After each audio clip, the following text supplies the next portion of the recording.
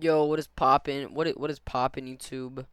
Um, Boys, I don't have a video for today, but I think I'll go over a concept that I was gonna come up with.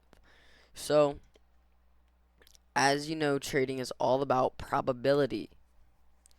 So when we're looking for a fair value gap, what we're actually looking for is a volume imbalance. Okay. Um, you might be asking what I mean by this. Hold up. Okay. Whenever we are looking at volume chart, okay, and you see a fair value gap. No, say you just see a fair value gap. All right. Say you see a fair value gap. All right. I hope you guys have brains and can recognize this is a fair value gap right there. Okay. Where do you think all fair value gaps are valued the same? The answer is no. They're obviously not. Some are valued more than others. How do you know? Two things you need to know for a fair value gap to be valued. First thing, it has to be in a point of fair value, which it needs to be on the opposing side of equilibrium, and which if you don't know what that is, I'm sorry. And it also needs to be surrounded by candles of the same color. Okay, so it needs to be in a point of fair value and on the correct side of equilibrium. Also,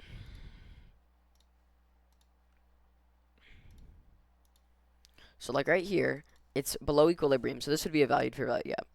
But now if there's a fair value gap right here, it might be less valued. Those still work, but they're less valued. So now, if we take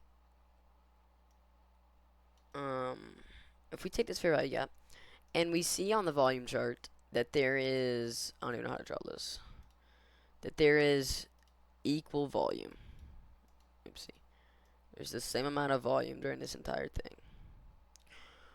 If there's not a volume imbalance here, then you're not looking to trade off the fair value gap. But if there's volume, freaking gap in volume,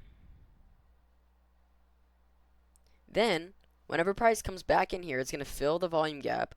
It's going to re-freaking volume. So the volume chart's going to go like this. And price is going to go like this. So what was this will then turn into this. Because it's going to equal out. This minus this equals this. Okay?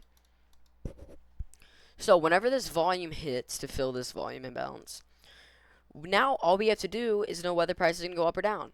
And if the fair value gap is bullish, price will go up, and if the fair value gap is bearish, price will go down. Okay? You might ask, how do I get volume on my chart? There's two ways. You can either use this thing, which is super glitchy. I think it's called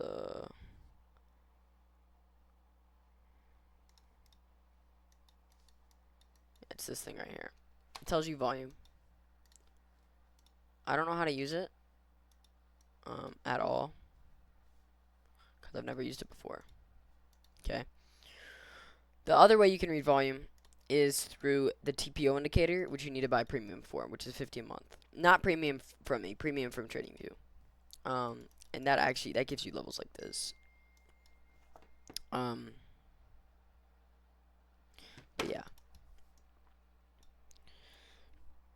So that's kind of how you can look at fair value gaps. Now, another way to look at fair value gaps is when we're looking at fair value gaps, we're thinking possibilities. Oopsie. We're thinking possibilities. What could happen? Okay. Is price going to respect it?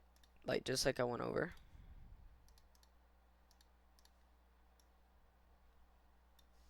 Is it going to tap in, respect it? It's pretty much the same thing. Is it going to disrespect it? That's pretty much the only things price can do inside of a fair value gap. But what it can also do is consolidate inside of it. Now, when we are looking at this, if price disrespects a fair value gap, it is disrespecting the order flow. So whichever way price disrespects it is typically where your price is going to go. Now, I don't trade off inverse fair value gaps anymore because I notice a lot of times price will disrespect the fair value gap and then just go right back to respecting it. Okay. Hold up, give me a sec.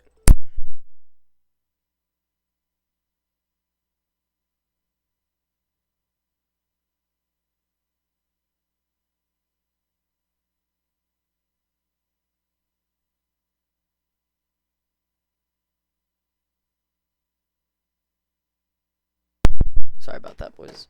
Um, so when we're looking at price disrespecting it, I typically don't trade off that anymore.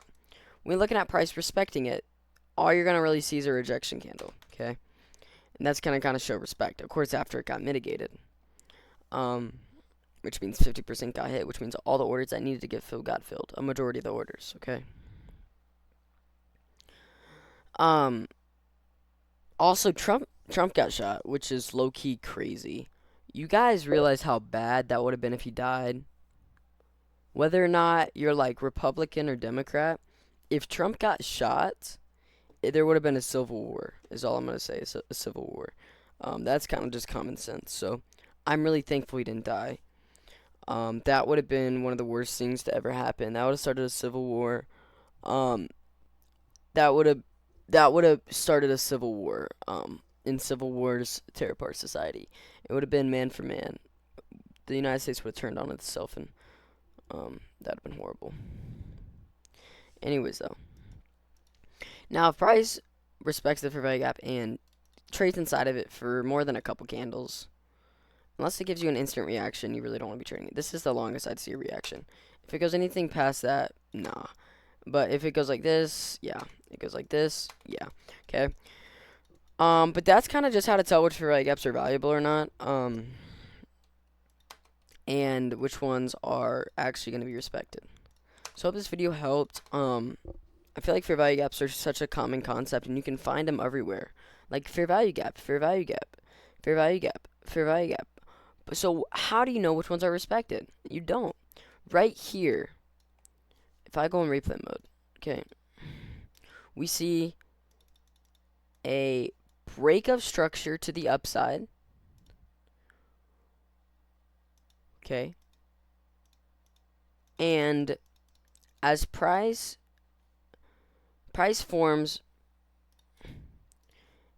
a volume imbalance with a fair value gap. So we're looking for price to reject off this. As you can see, price taps into it and doesn't respect it. Instead, it disrespects it.